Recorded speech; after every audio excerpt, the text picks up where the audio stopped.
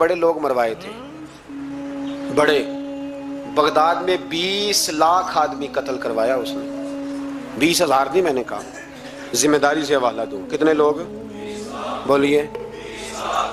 16 لاکھ آدمی اس نے تلوار سے مروایا. لوگوں نے نا زیر زمین تہ خانے کھودنے شروع کر دیے. 4 لاکھ آدمی تہ خانوں میں چھپ گیا اور چن چن کے مسلمان مارتا تھا. جب ہلاکو کو کسی نے بتایا نا 4 لاکھ بندے چھپ گئے، اس نے نہروں کے بند توڑوا دیے، دریاؤں کے بند توڑوا دیے، پانی زیر زمین چلا گیا. 4 لاکھ آدمی ڈوب کے مر گیا. 20 لاکھ آدمی مروایا. ایک دن ایک علاقے میں گھوم رہا تھا، لیمبو کھانے کا بڑا شوقین تھا. بازار میں گیا تو ایک لیمبو خریدا. اس نے دیکھا کہ بازار میں بوڑھے بچے جوان خریداری کر رہے ہیں، تو کہنے لگا ابھی بھی اتنے مسلمان زندہ ہیں، بناؤ ان کی لائنیں، قتل کرنا ہے. 3 لائنیں بن گئی. ایک بوڑھا آدمی بھی لائن میں آ گیا، لیمبو کھا رہا ہے، اس کو ہلکا ہلکا چوستا ہے، گھوڑے پہ بیٹھا ہے، قتل کرا رہا ہے لوگوں کو. ایک بابا جی پہلی صف میں تھے. جب پہلی صف قتل ہونے لگی، بابا جی پچھلی صف میں دوڑ کے ہو گئے. ہلاکو خان ہنس رہا ہے اس کو دیکھ کے.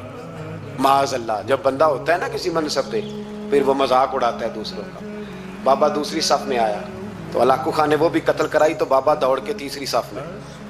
آخری صف کے کونے پہ جب بابا کھڑا ہو گیا نا تو سارے بندے مر گئے. بابے کو قتل کرنے لگا جلاد. ہلاکو کہنے لگا ٹھہر جا. کہنے لگا بابا تو تیسری صف میں آیا تھا، تیرا کیا خیال تھا بچ جائے گا؟ بابا کہنے لگا خیال نہیں، میرا یقین ہے کہ میں بچ جاؤں گا. میرا شرط یہ ہے کہ یقین ہو اندر. شرط یہ ہے کہ ہنس کے کہنے لگا ہلاکو خان کیسے؟ تو بابا کہنے لگا اگر اللہ چاہے تو بچ سکتا ہوں، اگر اللہ چاہے تو میں. بہت سارے لوگ ہیں ڈاکٹر لکھ کے دے دیتے ہیں نہیں بچے گا، وہ بچ جاتا ہے کیونکہ بچانے والا اللہ ہے. کہا اگر اللہ چاہے تو بچ جاؤں گا. تو ہلاکو کہنے لگا کیسے؟ جب ایسے کیا نا، کیسے ایسے کیا نا، تو لیمبو ہاتھ سے گر گیا. وہ بچے پلیئر نہیں ہوتے، وہ گیند گنتی ہے تو چھلانگ لگا کے پکڑ لیتے ہیں.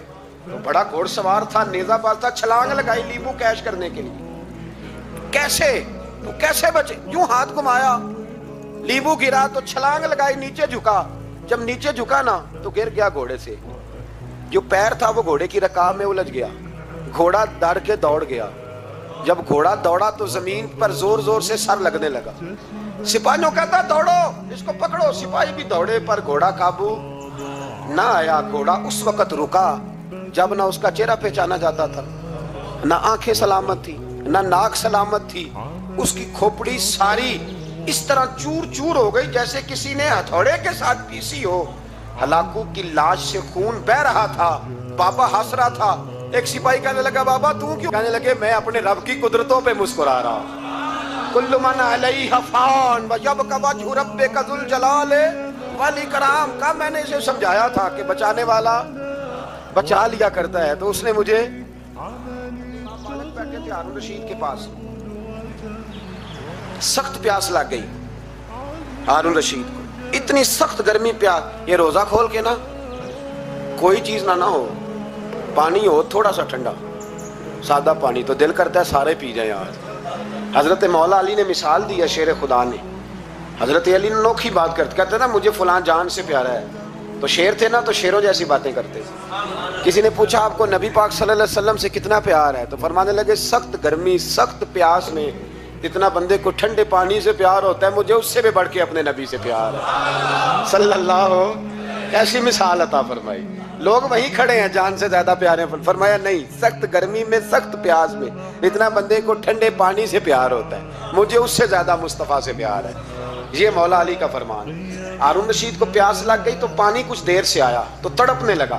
پانی لاؤ، گلا خشک ہو گیا، گھنٹہ ہو گیا، شور کرنے لگا، جلال میں آ گیا، تڑپ لاتے کیوں نہیں، جلدی کرو. جب بندہ گرمی میں آتا ہے نا باہر سے تو پانی دیر سے آئے نا تو دل کرتا ہے کہ وہ ہو سکتا ہے گھر میں کوئی بم بھی پھوڑ دے.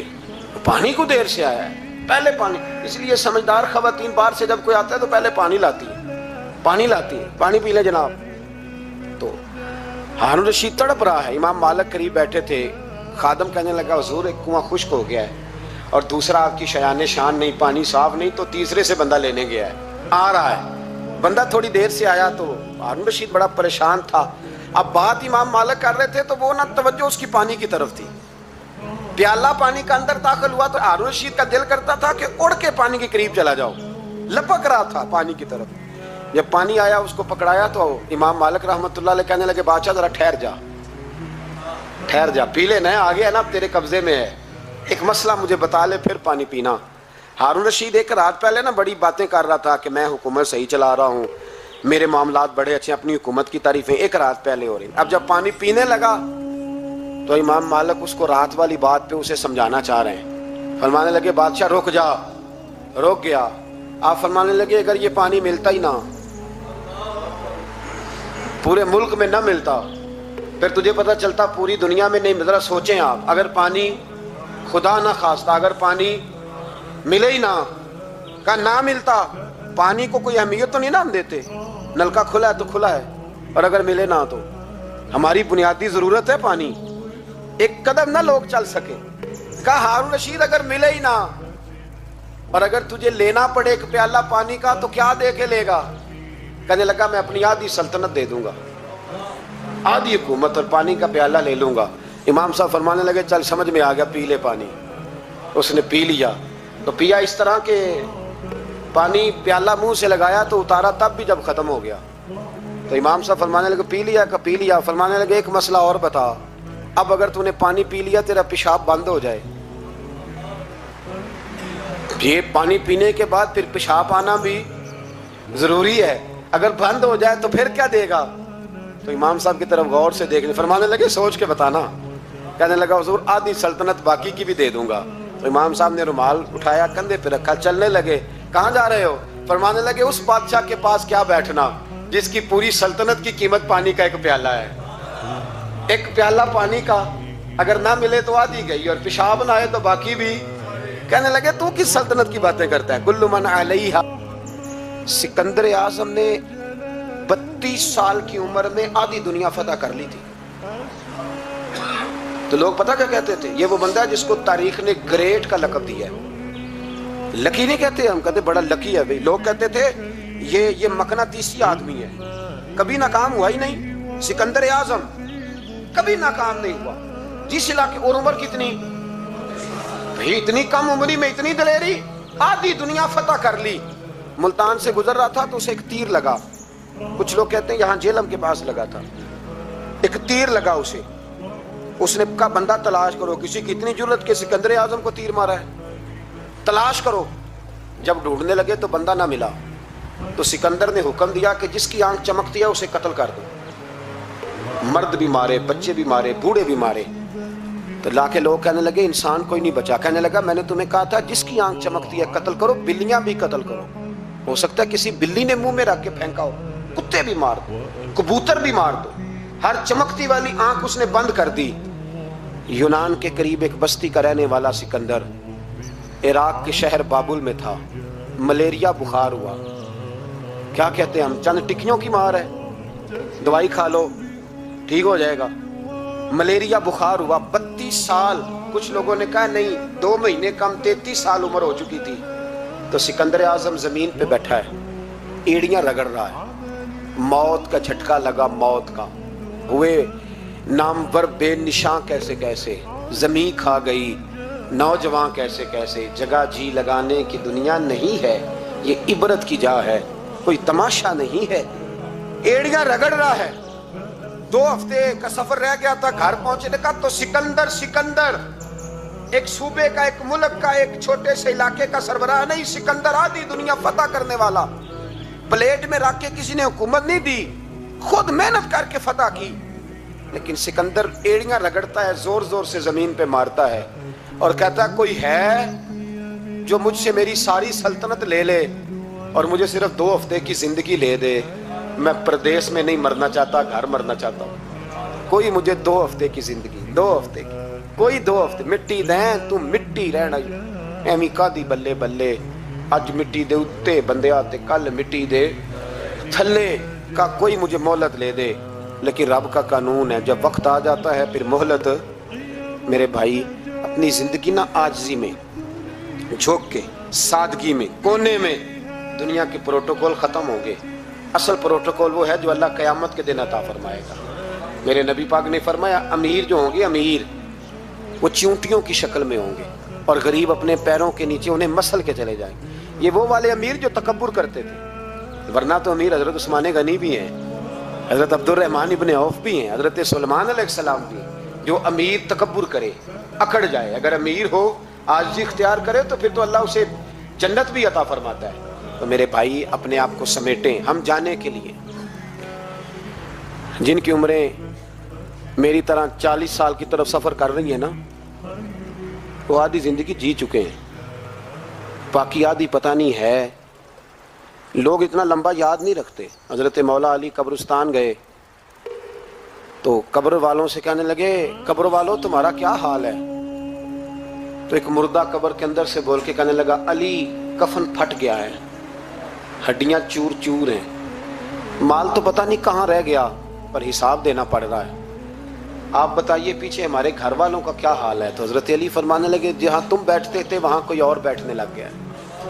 تمہاری بیویوں نے نئے نکاح کر لیے, تمہارے دوستوں نے نئے دوست بنا لیے, اب تو لوگ تمہیں یاد بھی نہیں کرتے, اب تو تمہارا ذکر ہی کوئی نہیں کرتا, اب تو ختم ہو گیا, تمہارا تذکرہ بھی کوئی نہیں. تذکرہ اسی کا رہے گا جس نے رب کو یاد کیا اور پھر رب نے اس کا چرچا کیا, اس کا تذکرہ رہے. اپنے آپ کو ایک موقع پر بھی کبھی متکبر نہ ہونے دے. عاجزی حسن ہے زندگی کا. خزانہ آئے تو قارون نہ بنے, محل بنائیں تو شداد نہ بنے. اگر اللہ تعالیٰ دولت دے تو کبھی بھی اپنے آپ کو نمرود اور فرعون نہ بننے دے. اقتدار ملے تو کبھی بھی اپنے آپ کو ہلاکو خاں اور چنگیز خاں نہ بناؤ. اور اگر نمازی بنو تو وہ والے نمازی بنو جو نمازی بھی ہوتا ہے. حضرت عمر فاروق کو کسی نے عید والے دن دیکھا تو عمر رو رہے تھے, چھوٹی عید والے دن. ہمارے ہاں تو لوگوں نے ڈیک تیار کر کے رکھ لیے ہیں, تیاری ہو گئی ہے. چاند رات کو جو نیکیاں کمائی ہیں وہ ساری شیطان کے حوالے کریں گے معاذ اللہ الا ماشاء اللہ. اس کو کہیں گے لے جا, ہم نے کمائی ہیں تیرے لیے. فوراً پہلی رات ہی, ادھر اعلان ہوا نہیں ادھر تماشے لگے نہیں معاذ اللہ. حضرت عمر عید والے دن رو رہے تھے. کسی نے کہا عمر یہ خوشی کا دن ہے آپ رو رہے ہیں؟ تو فرمانے لگے خوش تو وہ ہونا جس کو یقین ہے کہ اس کا نماز روزہ قبول ہو گیا. مجھے تو ابھی پتہ ہی نہیں میرا قبول ہوا ہے کہ واپس کر دیا جائے گا. جاؤ مجھے کچھ خبری سناؤ آ کے کہ میرا قبول ہوا. وہ تو بے نیاز ہے, وہ تو دل کرے تو کہے جا اٹھا کے لے جا, تیرا مجھے پسند ہی نہیں. عاجزی میں رہے, انکساری میں رہے, عمل کر کے روئیں, کہے مولا تیرے قابل تو نہیں پر تو مہربانی فرما, اسے قبول فرما. ایک صحابی تھے, ان کی 4 بیویاں تھیں, عتبہ نام تھا. تو آپ کو پتہ ہے یہ بناؤ سنگار سے عورتوں کو زیادہ دلچسپی ہوتی ہے. اچھی خوشبو کہاں سے ملتی ہے, بناؤ سنگار کا سامان. تو عورتیں ذرا اس کے اندر اپنے آپ کو ذرا اگلی صفوں میں سمجھتی ہیں, اور چلو اچھی بات بھی ہے, اپنے خاوند کے لیے اگر کوئی عورت بناؤ سنگار کرے تو باعث اجر ہے اس کے لیے. تو وہ 4 بیویاں کہتی ہیں کہ ہم نا ایک سے بڑھ کر ایک خوشبو استعمال کرتی ہیں, لیکن ہمارے شوہر حضرت عتبہ رضی اللہ تعالیٰ عنہ صحابی تھے, ان کو ہم نے کبھی خوشبو لگاتے نہیں دیکھا, اور ان کی خوشبو ہمیشہ ہماری خوشبو پہ غلبہ پا جاتی. تو وہ صحابیات 4 کہتی ہیں کہ ہم ٹٹولتی تھیں, ان کی جیبیں دیکھتی تھی, خوشبو کہاں سے لاتا ہے, پر خوشبو کوئی نہیں, جسم بڑا مہکتا ہے. ہم نے بڑی کوشش کی, 4 نے مل کے, 4 بیویاں, سمجھ نہیں آتی تھی. فرماتے ایک دن 4 اکٹھی ہو کے کہنے لگی آج نہ چلو اس بات پہ تو 4 سوکنے اتفاق کرے نا. کہتے نے اپنے شوہر سے کہا آپ بتائیے خوشبو کہاں سے لاتے ہیں؟ کہنے لگے اللہ کی قسم کبھی لگائی نہیں, اوئے ہوئے کبھی نہیں لگائی. اس پتے سے ڈھونڈنا قاصد میرے دلدار, کبھی لگائی نہیں خوشبو. کہا آپ عجیب بات کرتے ہیں, ہم تھک گئی ہیں سالوں سے, اب لگاتے نہیں, یہ کیسی بات ہے؟ تو فرمانے لگے آؤ نا سنو نا, میرا قصہ تو سنو, میری داستان حسن تو سنو, میرے اوپر جو کرم کی برکھا برسی بس مختصر سی میری کہانی ہے, یہ جو بھی ہے ان کی مہربانی ہے.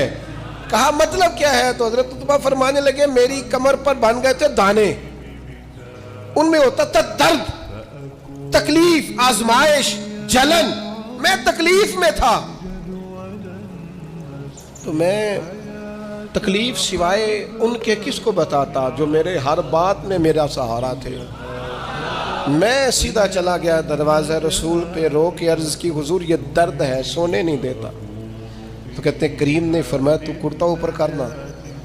کہتے ہیں میں نے کرتا اوپر کیا تو حضور نے لعاب دہن انگلی سے لگا کے میری کمر پہ لگایا. فرماتے ہیں وہ لعاب دہن میری بیماری لے گیا اور خوشبوئیں چھوڑ گیا. میں جیسے جیسے غسل کرتا جاتا ہوں خوشبو بڑھتی جاتی ہے, تازگی بڑھتی جاتی ہے. نہ سمجھ آئے تو مدینہ جا کے دیکھو, مسجد نبوی میں بیٹھ کے دیکھو, جاؤ حضور سید عالم کے شہر نور کی گلیوں سے ہو کر جا کر دیکھو, عرصہ ہوا طیبہ کی گلیوں سے وہ گزرے تھے, اب تک ان گلیوں میں خوشبو ہے پسینے کی. جا کے دیکھ لو, نظارہ کر لو. اللہ تعالیٰ نے حضور کا سراپا ہی ایسا بنا. یہ حضور کے دست مبارک ہے نا. حضرت انس بن مالک فرماتے ہیں میں نے ریشم بھی اتنا نرم نہیں دیکھا جتنا حضور کے ہاتھ نرم تھے. کستوری سے اتنی خوشبو نہیں آتی جتنی دست مبارک سے آتی تھی. اور فرماتے ہیں عرب کی گرمی بڑی مشہور تھی, میں حضور کے دست مبارک ہاتھ میں لیتا تو برف سے زیادہ ٹھنڈے ہوتے.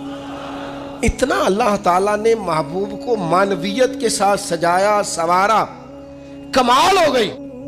حضرت ابی بن کعب رضی اللہ تعالیٰ عنہ نے امیر المومنین سیدنا فاروق اعظم پہ مقدمہ کر دیا تھا. عدالت تھی, جج تھے حضرت زید بن ثابت. حضرت عمر پہنچے, حضرت زید بن ثابت اٹھ کے کھڑے ہوئے, جگہ خالی کا, امیر المومنین بیٹھ جائیے. آپ فرمانے لگے زید یہ تم نے ناانصافی کی, ہم دونوں آئے تھے مقدمہ لے کے, یا تو دونوں کے لیے جگہ بناتے, تم نے ٹھیک نہیں کیا. پھر بات ذرا آگے بڑھی, حضرت ابی بن کعب نے مطالبہ کیا کہ حضرت عمر فلاں بات پہ قسم اٹھائیں.